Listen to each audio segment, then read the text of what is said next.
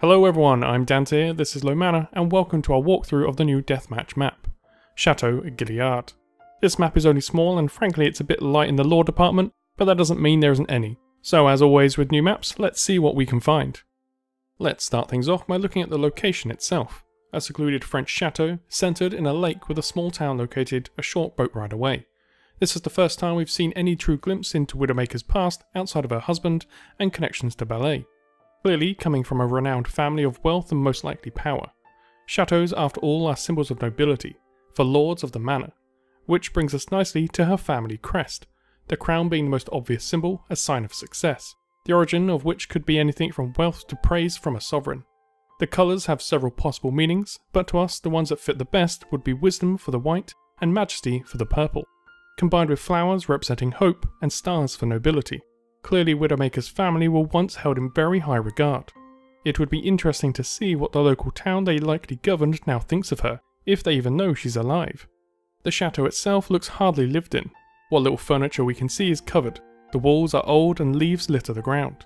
You can even see a spider web in the bay windows, which may look familiar as we originally saw this all the way back in Alive. A black widow, either a nice Easter egg or a hint at why she chose the name, on top of the literal widow making she made of herself. That's not to say that the chateau is in complete disrepair. These are only the outer areas, and work has begun to restore them, at least in parts. Perhaps Amelie is finally restoring her home to its former glory. If she is, then it seems likely she is doing it alone. Everything indicates that the time spent here is solitary. What would have been a large dining hall is set just for one. Nothing fancy, just the last meal before setting out on her next mission.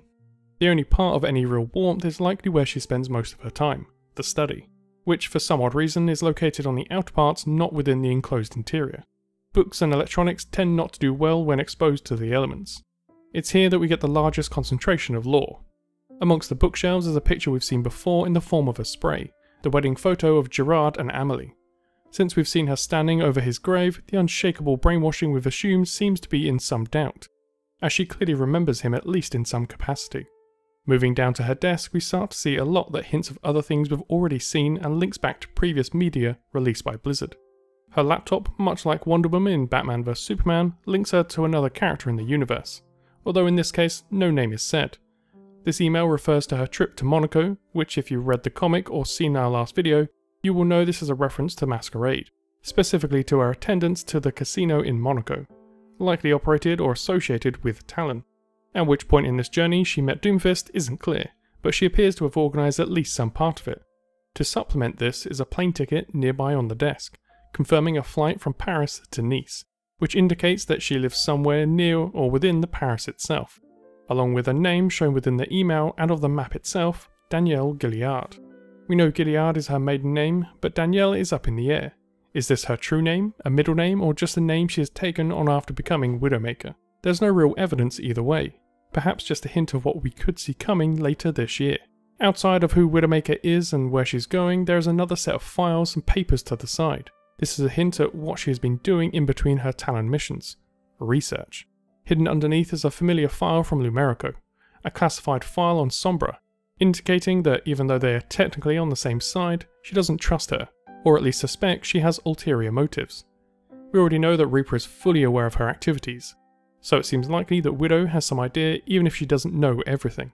Along with this file is something else from Lumerico, a picture of Anna, someone she is very familiar with in the past.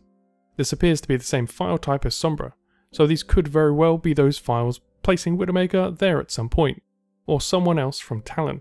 Reaper already knows of Anna and Soldier 76, who are sitting on Talon's kill list. Perhaps they are planning on taking action against them sooner than we originally thought. What do you think Widowmaker is doing with this information? The last location of relevance we consider from this map is the statue in the courtyard, a woman holding an apple. At first it's easy to make the jump to a statue of Eve and forbidden fruit. However, this doesn't really fit the theme that Overwatch has been using. It's much more linked to Greek mythology. Specifically in this case is Eris, the goddess of strife and discord. This fits the character of Widowmaker much more closely, when combined with another description of Eris, the daughter of the Night. As a stealthy assassin, this fits her perfectly.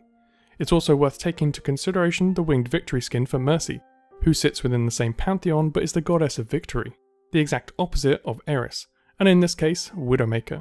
It's very possible that the stories associated with the pantheons will lead us to what comes next, which finally brings us to the apple in her hand. This in mythology is known as the Golden Apple of Discord. As you can imagine, this is very closely associated to Eris. In mythology, she is said to have thrown this apple into the feast of the gods, for the wedding of Peleus and Thetis as a prize of beauty. This is said to be what led to the Trojan War, bringing death to thousands and destabilizing the world at the time. This should sound familiar in the context of Overwatch, both with the intentions of Talon to stoke tensions and Widowmaker's personal actions, the assassination of Takatha Mondata. This could be the modern day Golden Apple to bring on the next Omnic crisis, or perhaps that trigger point is yet to come. Thanks for watching our lore recap of the Château Guillard map. What do you think of the map? Was there anything we missed? What part do you think Widowmaker will play in the coming war? If you enjoyed this video, please hit that like button, subscribe if you haven't already, and hit that little bell for notifications on future content. Until next time, I've been Dantier, thanks for watching.